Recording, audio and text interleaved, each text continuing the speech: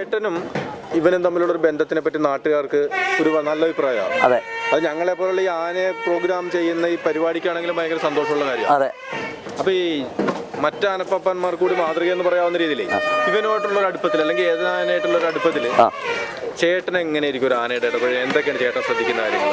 നമ്മളൊരു ആനയെ കെട്ടി കഴിച്ചു കഴിഞ്ഞാൽ പിന്നെ ആനയോട് കൂടുതൽ സ്നേഹമായിട്ട് പെരുമാറുക എന്നുള്ളതാണ്. അത്യാവശ്യം തല്ലേണ്ട സമയത്ത് തല്ലുക, ബാക്കിയുള്ള സമയത്ത് സ്നേഹത്തോടെ പെരുമാറുക. തീറ്റം വെള്ളവും ആവശ്യത്തിന് നമ്മൾ ആനകളുടെ ആവശ്യത്തിന് നമ്മൾ തീറ്റം വെള്ളവും കൊടുക്കണം, സമയം നോക്കിയാൽ. അവരുടെ കാര്യം നമ്മൾ മാക്സിമം ശ്രദ്ധിക്കണം. അപ്പം അങ്ങനെ ആയി കഴിയുമ്പോൾ ആനകൾക്ക് ഒരു പ്രത്യേക താല്പര്യം നമ്മളോടുണ്ടാവും. അത് ഈ ശിവനാണോ ഏതാനയാണല്ലോ ചേട്ടന്റെ അനുഭവത്തിൽ ചേട്ടൻ അങ്ങനെ തോന്നുന്നു? എന്റെ അനുഭവത്തിൽ നമ്മൾ ഈ ഒരുപാട് പ്രശ്നക്കാരെന്ന് പറയുന്ന ആനയുണ്ട്, പാവങ്ങൾ എന്ന് പറയുന്നതുകൊണ്ട്, ഗൗരവക്കാരെന്ന് പറയുന്നത്. പക്ഷെ ഏത് ആനയാണെങ്കിലും നമ്മൾ അങ്ങോട്ട് സ്നേഹിച്ചാൽ തീർച്ചയായിട്ടും കുറെ സ്നേഹം നമ്മളോട് ഉണ്ടാവും. ചിലർ പറയാറുണ്ട്, തിരിച്ചു പറയാറുണ്ട്, ആന എത്ര സ്നേഹിച്ചാലും ചില പ്രശ്നക്കാരുണ്ട്, ഒരു അവസരം കിട്ടിയ അവൻ നമ്മളെ അത് എല്ലാ ആനകളെയും അങ്ങനെ കൂട്ടാനൊക്കത്തില്ല, പറ്റില്ല. അതായത് ശിവനൊക്കെ സ്നേഹം തിരിച്ചു തരുന്ന ആനയാണ്. അല്ലേ? അപ്പൊ നിങ്ങളുടെ ഈ സ്നേഹമൊക്കെ അതേപോലെ തന്നെ പതിറ്റാണ്ടുകളോളം തുടരട്ടെ എന്നാണ് ഞങ്ങൾ ആശംസിക്കുന്നത്. 1.5 പതിറ്റാണ്ടോളമായി നരസിംഹമൂർത്തിയുടെ തിടമ്പേറ്റുന്ന തിരുനക്കര ശിവന് പട്ടം സമർപ്പിക്കുന്ന ചടങ്ങിനുള്ള ദിവസത്തിനുമുണ്ട് ഒരു പ്രാധാന്യം. ഐമനം ക്ഷേത്രോത്സവത്തിൻ്റെ കൊടിയേറ്റ ദിവസം തന്നെയാണ് അവർ അതിനായി തിരഞ്ഞെടുത്തിരിക്കുന്നത്.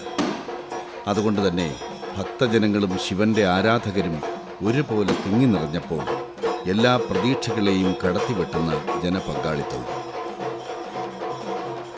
ജനപങ്കാളിത്തത്തിൽ മാത്രമല്ല, പട്ടാഭിഷേകത്തിനെത്തുന്ന വിശിഷ്ട അതിഥികളുടെ നിരയിലുമുണ്ട് താരത്തിളക്കം. ഐമനം സ്വദേശിയും കോട്ടയം ജില്ലാ കളക്ടറുമായ കെ വേണുഗോപാൽ ശിവന് പട്ടം ചാർത്തുന്ന ചടങ്ങിൽ MLA-മാരായ VN വാസവൻ, തോമസ് ചാഴിക്കാടൻ തുടങ്ങി പ്രശസ്തരുടെയും പ്രഗത്ഭരുടെയും ഒരു നിര തന്നെയുണ്ട്. കൊടിയേറ്റ് കഴിഞ്ഞതോടെ പിന്നെ എല്ലാ കണ്ണുകളുടെയും എല്ലാ മനസ്സുകളുടെയും ശ്രദ്ധാകേന്ദ്രം ഒരാൾ മാത്രമായി. തിരുനക്കര ശിവൻ എന്ന ഒരേ ഒരാൾ. തിരുനക്കര ശിവനെ നാം ആദരിക്കുകയാണ്.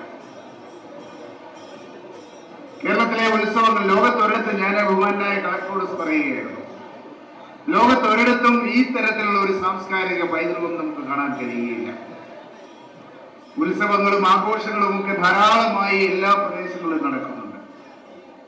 പക്ഷേ ഉത്സവങ്ങളുടെ മുഖ്യ ആകർഷണമായി ആരാധനയോടൊപ്പം ഈശ്വരനെ ആരാധിക്കുന്നതിനോടൊപ്പം തന്നെ സാംസ്കാരിക പൈതൃകമായി മാറുന്നത് ഈ ഗജരാജന്മാരുടെ സാന്നിധ്യമാണ്.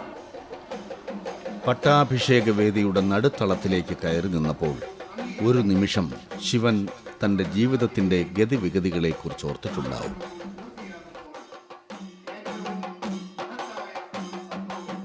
ഈ ഗജരാജന്മാർക്ക് പട്ടം കൊടുക്കുമ്പോഴും ഒരു ഈശ്വരന്റെ പേരില്, ഒരു തിടമ്പേറ്റുന്നതിന്റെ പേരില്, ഒരു ഉത്സവത്തിന്റെ പേരില് നമ്മുടെ നാട്ടില് പീഡിപ്പിക്കപ്പെടാൻ പാടില്ല. നമ്മളതിന് ജാഗരൂകരാകണം. ഒരിക്കൽ ചതിയന്മാരായ മനുഷ്യരെന്ന വാക്കു കേട്ടാൽ പോലും രോഷം കൊണ്ട് തിളച്ചിരുന്ന ഒരു ആനക്കുട്ടി ഇപ്പോഴിതാ ഇവിടെ ഈ ജനസാഗരത്തിൻ്റെ കൈക്കുമ്പിളിൽ ഒരാട്ടിൻകുട്ടിയെ പോലെ അവരുടെ തലോടലും സ്നേഹവായ്പകളും ഏറ്റുവാങ്ങി തലയാട്ടി ചെവി വീശി നിൽക്കുന്നു. എത്രയെത്ര പ്രമുഖരാണ് തൻ്റെ അവദാനങ്ങൾ വാഴ്ത്തിപ്പാടാൻ മത്സരിക്കുന്നത്. ഒന്ന് തൊട്ടുഴിയാൻ എത്രയെത്ര സുഹൃത്തുക്കളാണ് ഇവിടെ തിക്കിത്തിരക്കുന്നത്. അതെ, മനുഷ്യരെക്കുറിച്ചുള്ള ഞങ്ങളുടെ കാഴ്ചപ്പാടുകൾ ഇത്തിരിയെങ്കിലും തിരുത്തി എഴുതാൻ നിങ്ങളുടെ ഈ പട്ടാഭിഷേകങ്ങളും ഒരു നിമിത്തം എന്നാവുമോ തിരുനക്കര ശിവൻ ഇപ്പോൾ ചിന്തിക്കുന്നത്? അതെ, തിരുനക്കര ശിവൻ ഇനി വെറും ശിവനല്ല, ഗജകേസരി ശിവൻ.